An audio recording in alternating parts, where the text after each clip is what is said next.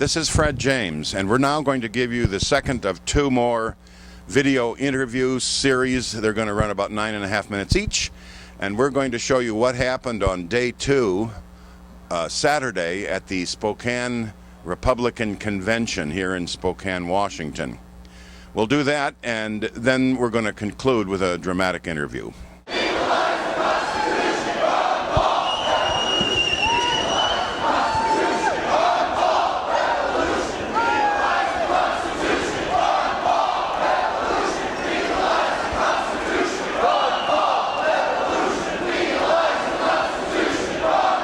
Doug Paris, I've seen him addressing the crowd over and over again in these last 2 days here in Spokane, and he's going to tell us exactly what he thought of what happened in the last 48 hours at the Republican Convention here in Spokane. This was, I'd have to tell you, primarily the biggest cheat fest I've ever seen in my life. Why? They cheated in credentials, they cheated in rules, they cheated in the way the floor was run. It's been literally amazing. They announced before this convention that they would have 39 sergeants at arms and heavy security, and now I know why. They did. If we had done this to them, they'd be throwing punches.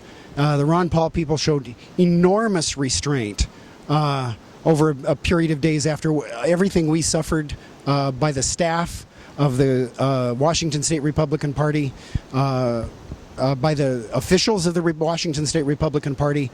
They broke national convention rules, they broke their own state convention rules, and they broke Washington state law.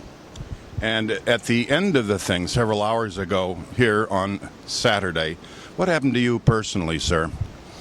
Well, as the convention was nearing its end, they wanted to close down platform, because when we got to platform, we were finally able to address issues, and that's where we began to win the hearts of the middle of the Republican Party, not the John McCain hard left of the party, which is equivalent to the leadership of the party, but the average Joe Blow Republican who began to realize that the Ron Paul people agree with him and not the McCain forces. And when that began to happen, they were desperate to shut us down. They tried a lot of different things. They lost their motions to do that, and so they started to exit the convention to rob us of a quorum. They wanted to take all their people out, say there was no quorum, but in case they couldn't do that, they wanted to stay around. To do that, we had alternates ready to sit down. They had to leave and not relinquish their delegate badges to an alternate. That's cheating. I went to where they were exiting the convention and began to take the pictures of the people who were engaged in this illegal activity. As I was doing that, a delegate I happened to know by name, because we worked on a campaign together 4 years ago, came up to me and kneed me in the groin for taking his picture. And then what happened? Well, after that, I immediately called 911, because we understand that we're to go to the police instead of the security staff that is under the direct employee of the Washington State Republican Party. And I waited for someone to arrive to report this, and no one arrived.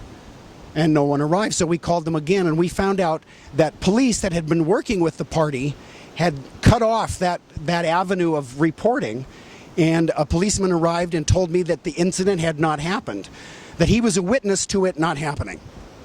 And I watched that take place. I physically observed it. I want you to know that. I'm a Ron Paul backer, but I physically observed that conversation. The cop came on like you'd done it, or nothing had happened. So I'm confirming that. And so, how do you feel about all this? It's absolutely amazing. Although I've been fighting these guys for over 2 decades. Until this year, I was pretty much fighting them alone. I am tremendously encouraged on the one hand, because I'm now convinced this is not a flash in the pan movement. This movement is going to take this country back. I really believe that. So if Ron Paul retires or dies, who will be the leadership in it? Who can America trust as they have Ron Paul? I think, I frankly don't know the answer to that question, but I know what Ron Paul stood for. And I know Americans want to get back to the liberties that we used to have and the Constitution that we used to have and a judicial system that rules according to the law. That's what I want. And I believe as we are able to take the message on a grassroots basis to America, we'll turn the whole thing around. I really believe it. And you are from Hungary, no? Originally, I'm from Hungary. I escaped from the communist country when I was 19. Oddly enough, another escapee from communism tends to go toward the politician who exhibits the most freedom. Odd. Well, yes, sir. I swore allegiance to the Constitution, to defend and uphold the Constitution against all enemies. And when I served in the U.S. Air Force, I took yet another oath, and I take that oath most seriously, and I'm willing to lay my life down for the principles that the Constitution stands for. And you don't think John McCain backs that enough, or at all? I feel that Ron Paul exemplifies these principles the most of all possible candidates. What about his electability? Does that bother you? No, this election is not about personalities, but about principles. The principles of liberty and justice and fairness, inclusiveness, and all the things that Ron Paul stood for. Let me ask you this. When was the last time that you've seen a Republican demonstration like this? And yet those people mostly are libertarians. Well, no, they're truly Republicans. We believe that first, before we earn the privilege of winning our country back, we must win our party back. We must clean out what is not correct, what is not right, what is not according to the principles and the founding principles of our great nation, and do the very best we can from the grassroots all the way up to the White House. And that's Perfect. my purpose. Thank you, sir. It's been my pleasure. Probably the thing that sticks out most in my mind is what happened on the walkout to kill the quorum. The flip side of it was they thought that we wouldn't have a quorum, and we ended up getting passed our resolution requiring and supporting congressional declaration of war before going to war. And I guess we have King County to thank for that, because they were the ones who organized the walkout, and it worked in our favor. And I'm very stoked for it, and I think people will remember that for many years. But so today I did record a little bit, and I actually caught him talking about go ahead and record it. They had a question: is it illegal to record videos? And they ruled no, it's not. So of course, continue recording. All the cameras pop up and to record all the chicanery that was happening. And of course, there's no one after that to pull us away. So.